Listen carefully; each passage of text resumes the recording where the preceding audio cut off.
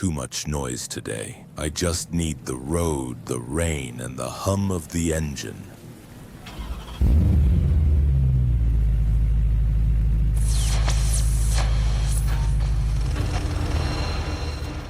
You ever get that strange feeling like you're living the same day over and over, even though everything on the surface looks different?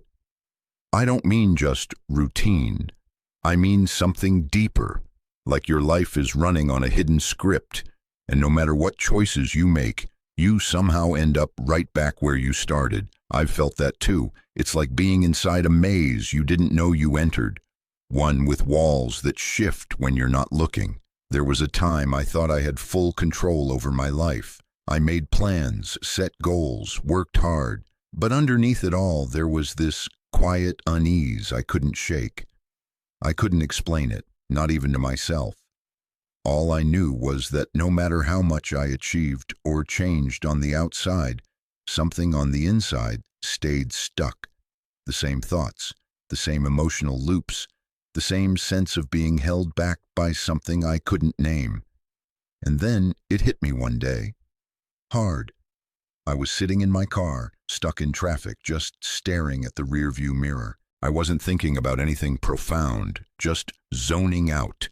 And suddenly it was like this wave of clarity washed over me. I realized I'd had the exact same thoughts the day before, and the day before that, almost word for word. The same doubts, the same stories, the same silent criticisms. It was like my mind was playing a tape on repeat. That realization shook me. I started questioning everything. Why do I keep thinking these thoughts? Are they even mine? Where did they come from? The more I looked, the more I saw. I was living inside a kind of mental architecture built from old experiences, fears, and unspoken beliefs. And the scariest part? I didn't even remember building it. I just woke up one day and found myself living inside it. You know that saying, the mind is a wonderful servant but a terrible master? It's true. My mind was constantly feeding me distractions. Social media, worries, endless plans and to-do lists, old regrets, imagined futures. It was like it knew exactly how to keep me spinning. And any time I tried to sit still just to be with myself, something would jolt me back into the noise. A thought, a memory, a feeling of guilt or urgency. Something would always rise up to pull me away from the stillness. I started to wonder, what if this isn't just about distraction? What if there's something my mind doesn't want me to see? That was the beginning, the moment I realized that maybe, just maybe, I was being kept blind on purpose, not by some external force, but by my own mental patterns. The mind isn't inherently malicious, but it is designed to protect us. And one of the ways it does that is by keeping us in the familiar, even if the familiar is painful. Because pain, you know, feels safer than uncertainty you don't. So I started paying attention. I noticed how every time I got close to a deeper truth, like the idea that I'm not my thoughts, or that I might be more than my past, my mind would freak out. Suddenly, I'd remember an urgent task or feel a strong emotional reaction. It was like my brain was saying, nope, not going there, too risky, let's go back to what we know. I know this sounds strange, maybe even paranoid, but once you start noticing the patterns, you can't unsee them. You realize that a huge part of your life has been governed by an invisible force, not fate, not bad luck, but your own unexamined thoughts. And these thoughts have a structure, a system, almost like a program running silently in the background. That's when it truly hit me. I wasn't free, not really. I was reacting to a set of internal scripts I didn't consciously write. Scripts written by childhood experiences, societal conditioning, trauma, fear, shame, you name it. And as long as I kept mistaking those scripts for me, I'd stay lost in the maze. But something beautiful happens the moment you see the maze. You're no longer completely trapped. There's this gap, a small one, but it's there, between the thought and your awareness of it. That's where the door opens. That's where you begin to wake up. I'm not saying I figured it all out. I'm still learning, still stumbling, still getting caught in loops, but now I see them. And that has made all the difference. Awareness isn't the end of the journey. It's the beginning. It's the light flickering in the distance, reminding you that you're not crazy and you're not alone. You're just starting to see clearly for the first time. And if you're reading this and feeling something stir inside you, that quiet recognition that maybe this is your story too, then trust that. Because the moment you begin to question, to really question, you've already taken your first step out of the maze. There was this moment, and I don't know how else to describe it, where I realized I had been living under the illusion of control. It wasn't dramatic. It didn't come with thunder or some big emotional breakdown. It was quiet, still, almost eerie in its simplicity. I had been sitting with myself, trying once again to clear my mind, when I suddenly noticed something that should have been obvious a long time ago. I couldn't stop my thoughts. Not really. Try it for yourself sometime. Just sit, breathe, and decide you're going to think absolutely nothing for the next 30 seconds. What you'll probably find, as I did, is that the mind doesn't care about your decision. Thoughts come anyway, one after another. Sometimes about what you're doing later, sometimes about that thing you said to someone 3 years ago. They're like uninvited guests that never stop arriving. And yet, we go through life believing we're in charge. That was the second crack in the wall for me. First, I saw the maze. Then I realized I wasn't steering. My thoughts, my emotions, even the sense of who I was, they all seemed to arise on their own. And yet I had spent years identifying with them. I am anxious, I am angry, I am broken. But what if I wasn't? What if those were just experiences passing through me, not definitions of me? It's like this. We've been taught to believe we are the voice in our heads, the narrator. But what if we're not the voice? What if we're the space the voice speaks into? That idea hit me like a wave. It felt disorienting, even frightening at first. Because if I'm not my thoughts, then who am I? If I'm not the voice, not the emotions, not the reactions, what's left? This is where things get really uncomfortable, because the moment you stop clinging to those identities, you fall into something unfamiliar, something vast, and your mind hates that. The mind wants labels, stories, anchors. It wants you to believe you're someone specific with fixed traits and a consistent personality. Not because it's true, but because it feels safer that way. The known, even if it's painful, is easier to grasp than the unknown. And yet, deep down, we all know we're more than the stories we've told ourselves. We just forget. We forget that we weren't born with these beliefs about ourselves, about others, about life. They were handed to us, inherited, imprinted, sometimes gently, sometimes through trauma. But none of it was truly chosen. That realization was equal parts liberating and terrifying, because if I didn't choose this identity and this me I had spent decades reinforcing, then maybe I could choose something else, or even better. Maybe I didn't have to choose at all. Maybe the real me, the true self, was the one watching it all unfold, the one who notices, the one who questions, the one who sees. It's hard to explain how profound that shift was. It didn't make my problems disappear overnight. It didn't stop the noise in my head. But it created a gap, a tiny, powerful space between something is happening and this is who I am. That space, it's everything. It's the beginning of freedom. Because when you realize you're not your thoughts, you stop reacting to them like they're absolute truth. When anxiety shows up, you can say, "Oh, hello, I see you," and then let it pass. When anger flares, you can pause instead of lashing out. You start choosing instead of just reacting. And sure, your mind will fight back. It'll tell you this is nonsense. It'll scream that you are your feelings, your habits, your past, that you're defined by what you've done or what's been done to you. But listen closely and you'll realize something subtle. Those protests, they're just more thoughts, more noise. The truth, the real truth, it's silent. It's the stillness beneath the chaos. It's the awareness that hears the screaming voice without getting pulled into its story. And that awareness, it doesn't need fixing. It doesn't need validation. It just is. Always has been. I'm telling you this not as someone who's reached some enlightened state, but as someone who's been in the trenches. Still is, honestly.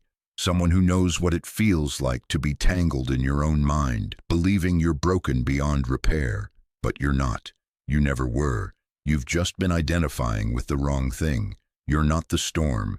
You're the sky. There's something strange that happens when you begin to wake up. Not all at once. Not in some dramatic enlightenment moment, but slowly, like fog lifting in the early morning.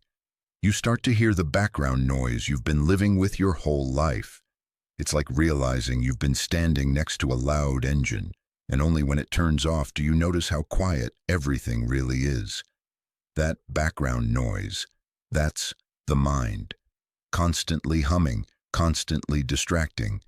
And the more I tuned into it, the more I saw how it worked. It wasn't just thoughts. It was a whole system. It pulled my attention in 1,000 directions. Old regrets, future plans, social media feeds, arguments that hadn't happened yet, anything but now. It's wild how much of our life we spend somewhere else, not in the room, not in the moment. We're physically present but mentally miles away, and the scary part is, that feels normal. We've normalized this chaos so deeply that peace feels unfamiliar. Silence can be terrifying when you're used to noise. I started noticing how every time I tried to just sit and be, even for a minute, something in me panicked, like I was missing something, like I was being irresponsible. You should be doing something, my mind would whisper. This is a waste of time. But I wasn't doing nothing. I was trying to return to myself. And somehow, that was the most threatening thing I could do. That's when I realized the truth. The mind doesn't want you to wake up, not because it's evil, but because it's wired for survival, not truth. Its job is to keep you alive, not to set you free. And anything unfamiliar, even peace, feels dangerous to a system that's built on pattern recognition and prediction. So instead, it distracts. It floods you with to-do lists, fears, cravings, comparisons, and endless streams of what-if scenarios. Not because any of it is real, but because it's familiar. And that familiarity gives the illusion of safety. But once you start seeing this, you can't unsee it. I remember one morning I was sitting on the couch, coffee in hand, just breathing. Nothing special, no music, no phone. And I felt this deep ache rise up, not from my body, but from somewhere quieter. This ache that said, "You've been running for so long and you're so tired." I didn't cry, but I could have. Because in that moment, I wasn't avoiding anything. I wasn't numbing. I was just present. And what showed up was the part of me that had been waiting patiently all these years to be seen. This is the part the distractions hide. The raw, tender truth that's been under the noise. Not brokenness, just a deep longing to come home to yourself. And look, I get it, it's hard. We live in a world built on distraction. We're constantly being pulled outward by devices, by expectations, by endless stimulation. Stillness is almost revolutionary now. It's countercultural, but that's exactly why it matters so much. You want to know the real trick of the mind? It makes the simple things look complicated. It convinces you that awakening is some mystical thing only monks or gurus experience. But it's not. It's right here, in this breath, in this moment, in choosing to pay attention, not to the chaos, but to what's underneath it. The truth has always been simple. The noise is what makes it feel distant. So what do? You stop chasing, you stop running, and instead, You start listening, not to the voice in your head, but to the silence beneath it. You start observing without reacting. You notice the patterns, the distractions, the ways your mind tries to pull you back into sleep. And you just say, "Ah, there it is again," and then you let it pass. That, I think, is the real beginning. Not some huge realization, not a lightning strike, just the quiet choice to stop believing everything your mind says. The choice to come back to what's real, your breath, your body, your awareness, the only things that were ever real to begin with. And when you do, even for a moment, you'll feel it, that soft hum of presence. The place where the noise fades and something sacred returns. You. You know what no one really tells you. The closer you get to waking up, to really seeing through the patterns that have kept you asleep, the louder your mind fights back. It doesn't come with sirens or flashing lights. It's subtler than that. It comes as doubt, as resistance, as that little voice whispering, "This is pointless, you're fine as you are. Why dig so deep?" Or worse, "You're broken and this won't help." And the thing is, that voice sounds like you. It knows exactly what to say to get you to stop looking. It uses your own tone, your own logic, your own fears. That's the ego. That's its last stand. It took me a while to recognize it for what it was. I used to think it was me, this inner cynic who always had a reason to back out, a reason to return to what was familiar. I'd try to meditate or journal or just sit with my thoughts, and suddenly I'd get flooded with excuses. "You're wasting time. You already know this stuff. It's not going to change anything." But here's what I started to see. Those weren't neutral thoughts. They were defense mechanisms. My mind had created an identity, a story of who I was, and any threat to that story triggered an alarm. The moment I tried to rewrite the script, it panicked, because if I wasn't who I had always believed I was, then who was I? That's the terrifying part. Letting go of the identity you've built, even if it's made of pain, feels like death. And in a way, it is. It's the death of the illusion, the death of the false self, and the ego will fight like hell to keep that from happening. It's not because it's evil, it's just afraid. You see, the ego survives through control. It needs to know. It needs things to be certain, definable, predictable. It tells you stories about the world, about other people, about yourself, not because they're true, but because they make you feel like you understand, like you're safe. And the moment you start questioning those stories, the ego sees danger, so it tightens its grip. You'll notice this resistance most when you're on the edge of something real, when you're about to break a cycle, when you're about to see a lie for what it is. Suddenly, you'll feel anxious, tired, distracted, maybe even physically uncomfortable. That's not random. That's your ego's last line of defense. It's saying, don't go there. Don't change the rules. I remember one night I was journaling about a belief I'd held for years, something like, "I'm hard to love." It had always just felt true. Like a quiet background hum I didn't question. But for the first time, I asked myself, where did that come from? And the deeper I went, the more uncomfortable I became. I actually started sweating. My chest tightened. It felt like I was doing something dangerous just by asking the question. And then I realized I was threatening the foundation my ego had built my whole emotional life on. That belief wasn't just a thought. It was a cornerstone. It had shaped how I approached relationships, how I talked to myself, how I protected myself from rejection. Without it, everything would shift. That's the paradox. Freedom feels like danger. Peace feels like risk. Letting go feels like falling into a void. But that void, it's not empty. It just feels that way because the noise has finally stopped. And what's left? The silence, the stillness. That's you, the real you. the one who doesn't need to be defined by trauma or past roles or survival strategies. Of course, the ego doesn't go quietly. Even after you see through it, it keeps trying. It adapts, it gets clever, it tells you you're awake now, and uses that to create a new identity. I'm spiritual. I'm enlightened. And just like that, it builds a new prison, prettier, but just as limiting. So what do? You stay curious. You keep watching. You notice the resistance when it shows up, and instead of fighting it, you greet it. Ah, there you are, I see you. That's all it takes. Awareness. The ego can't survive in direct awareness. It needs your identification to thrive. But when you observe it calmly without judgment, it loses its power. It's a process. Messy, confusing, sometimes painful, but also beautiful. Because every time the illusion cracks, more light gets in. And slowly, piece by piece, you begin to come home to yourself. Not the story, not the role, but the presence underneath it all.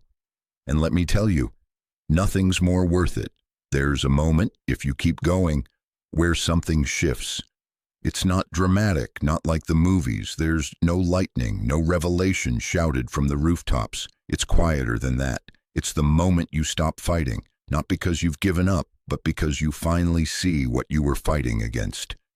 And realize it was never real. Not really. You were wrestling with shadows, trying to fix thoughts, trying to change emotions, trying to control everything inside you that felt wrong or uncomfortable. But suddenly you see it for what it is. A trick. An endless cycle. One that was never meant to be won. This hit me like a whisper more than a roar. I was going through another one of those internal spirals. Thoughts racing, trying to find meaning, trying to figure it all out. And then something in me just said, stop. Not in frustration, just clarity. I stopped reacting. I didn't run toward the thoughts or away from them. I didn't try to understand or label them. I just let them pass, like clouds in the sky. And in that stillness, something opened up. It felt like standing at the edge of a cliff and realizing the thing you were afraid of falling into was never really there. That the fall you'd been avoiding was just a story your mind told to keep you safe. What I'm trying to say is, the real shift doesn't happen when you win the battle. It happens when you realize there is no battle, that your mind has been playing both roles, the attacker and the defender, and you've just been caught in the middle. You don't need to silence your mind. You don't need to fix your thoughts or suppress your emotions. You just need to stop identifying with them. Let them pass. Let them be. Because the moment you stop reacting, the whole thing begins to dissolve. And I won't lie, it feels strange at first. It's like stepping out of a story you've been living in for years. You feel unanchored, almost weightless. Like, if I'm not the thoughts and I'm not the emotions, then who am I? But here's the beautiful part. You're still here, still breathing, still aware, still you. Just without the chains. That's the real awakening. It's not about escaping your humanity. It's about embracing it fully, deeply, without resistance. You feel fear, but you're not afraid. You feel sadness, but you're not consumed. You feel anger, but it doesn't control you. You're not avoiding anything. You're allowing everything. And somehow, in that allowing, everything begins to soften. I used to think freedom meant changing everything, becoming this better, wiser, more enlightened version of myself. But now I think real freedom is just space. Space between you and your thoughts. Space to choose. Space to breathe. It's like you've been underwater your whole life, trying to swim, trying to breathe through the panic, and then one day you realize you can stand up. The water wasn't that deep. You were never drowning. You just forgot you could stop struggling. I'm not saying the thoughts go away. They don't. The mind still does what it does. It still throws doubts and fears and distractions. But now you see them as what they are: mental weather. They pass. You don't have to go with them. You start to trust yourself in a deeper way, not your identity, not your story, but that quiet awareness behind everything, the witness, the presence, the part of you that's never changed, even as everything else has. And with that trust comes a kind of peace that isn't fragile. It doesn't depend on circumstances. It's not about feeling good all the time. It's about knowing that even when things get hard, and they will, you're not lost. You're here, steady, awake. So if you're in the middle of the mess, if your thoughts feel loud and your emotions feel overwhelming, just remember, you don't have to fix anything. You just have to see it, be with it, and then let it move. Because it will. It always does. And what's left when it passes? You. Just you. And that's more than enough. You ever have one of those moments where everything you believed about yourself starts to crack? Not because someone challenged you or life knocked you down, but because you started to see it wasn't real anymore. That identity you built, the version of you that was tough or broken or always in control, it starts to crumble. And even though it's painful, something in you whispers, "This is it. This is the truth trying to come through." That happened to me. It didn't feel enlightening. It felt like everything was falling apart. My beliefs, my routines, even my sense of purpose, all of it began to feel hollow. Like I had been living in a house made of cardboard, and now I was standing in the rain, watching it dissolve. And there was no shelter to run to, no way to rebuild what was being stripped away. At first I tried to fix it. I read more books, watched more videos, meditated harder, but nothing worked. Because what was happening wasn't a problem to be solved. It was an awakening, and awakenings rarely feel gentle. They feel like being stripped bare. You see, when you start to see through the illusions your mind has built, you don't just feel free, you also feel lost. Because for the first time, you're stepping out of a story that's defined your entire life. A story made of labels and roles and patterns. And as that story fades, you're left standing in a space you've never known. Uncertainty. And man, does the mind hate uncertainty. That's when the fear kicks in. What if I'm nothing without my story? What if there's no meaning? What if I'm just floating in some void, disconnected from everything I once believed? I felt that fear so deeply it shook my bones. I didn't just question the world, I questioned myself, my worth, my reality, my future. But here's what I learned. The fear isn't the end, it's the threshold. It means you're close, so close to truth that your ego is throwing everything it has at you to stop you from crossing. Because once you cross, it knows it can't control you anymore. It knows the game is up, and what's waiting on the other side? Silence, not emptiness, not numbness, just this vast open silence, like finally hearing your own heartbeat after a lifetime of noise. At first it feels like nothing, but stay with it, and it becomes everything. It's peace, it's presence, it's you without the costume. This silence is what the ego feared most, because in that space you realize you never needed the stories. You never needed to be someone, you just needed to be. And once I touched that silence, even for a moment I understood. I had spent my whole life trying to become something, someone worthy of love, success, peace. But the whole time I was that already. I just didn't know how to see it through the noise. The paradox is this. When you finally stop trying to fix yourself, you begin to heal. When you stop trying to become something, you remember who you've always been. And when you stop chasing freedom, you discover it was never somewhere else. It was inside you, hidden but never gone. So yeah, it's scary. Letting go of the old version of yourself is one of the most disorienting things you'll ever do, but it's also the most loving. Because buried underneath all that fear and resistance is a self that's been waiting to come alive. Not the ideal self, not the perfect version, but the real one. The one that feels, the one that notices, the one that doesn't need to prove anything.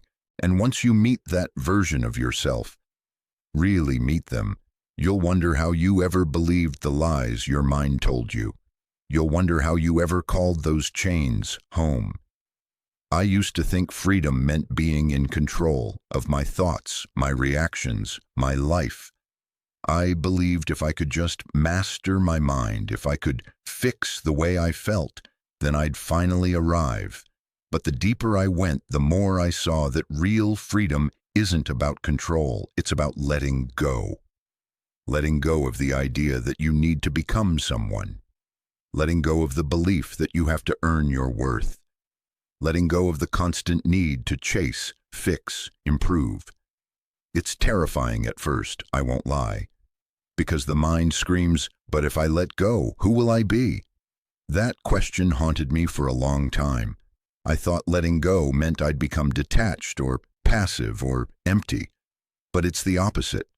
When you let go of everything you're not, you finally make space for what's real. There was this morning, quiet, unremarkable in most ways, when I felt it. I was drinking tea, no phone, no plans, just sitting with myself. And suddenly this wave of peace came over me. Not happiness, not excitement, just stillness, a quiet that felt like home. I wasn't doing anything. I wasn't trying to be anyone. And for the first time in a long time, that was enough. It was like my whole being sighed in relief. I realized then that I didn't need to escape my emotions. I didn't need to replace my thoughts with better ones. I just needed to stop believing I was them. Emotions still come, thoughts still swirl, but they're not me. They're not mine in the way I used to believe. They're just passing through like weather across the sky. And I, the real I, am the sky, vast, unmoved, aware. I don't live in that peace all the time. Sometimes I still get caught, still react, still forget. But the difference now is I know where home is. I know how to return. And that has changed everything. Pain still visits, but I no longer build a house for it. I don't invite it to stay. I watch it arrive. I feel it fully. And then I let it leave when it's ready. Same with joy. Same with fear. Same with every part of this messy, beautiful human experience. Because being awake doesn't mean escaping life. It means finally living it, with your eyes open, your heart soft, and your hands unclenched. There's so much power in softness, in allowing, in surrender. Not the kind of surrender that means giving up, but the kind that says, I don't need to fight anymore. I don't need to carry this weight. And it's wild how, once you stop resisting, everything begins to shift, not because you force it, but because you've stopped holding it in place. You start noticing beauty in the ordinary. You listen more, you breathe deeper, you stop needing every moment to be extraordinary, and that, ironically, makes life feel more magical than ever before. You stop trying to find yourself and realize you were never lost. You just got buried under stories, fears, and expectations that were never really yours. That's the real miracle. Not changing who you are, but remembering who you've always been. And maybe the greatest gift of all is this. When you know this for yourself, you start to see it in everyone else too, even in people who seem asleep, even in those still trapped in the noise. You don't judge them. You don't try to wake them up. You just love them because you remember how it felt. You remember how hard it was to let go, how scary it was to step into the unknown. And so instead of pushing, you become a quiet presence, a soft light in the dark, showing others what's possible just by being it. That's what freedom looks like. Not perfect, not polished, just real. If this felt meaningful to you, it might mean something to someone else too. So hit like, leave a comment, or subscribe. That's how YouTube knows to share it with others. Maybe together, we can help someone see things a little differently.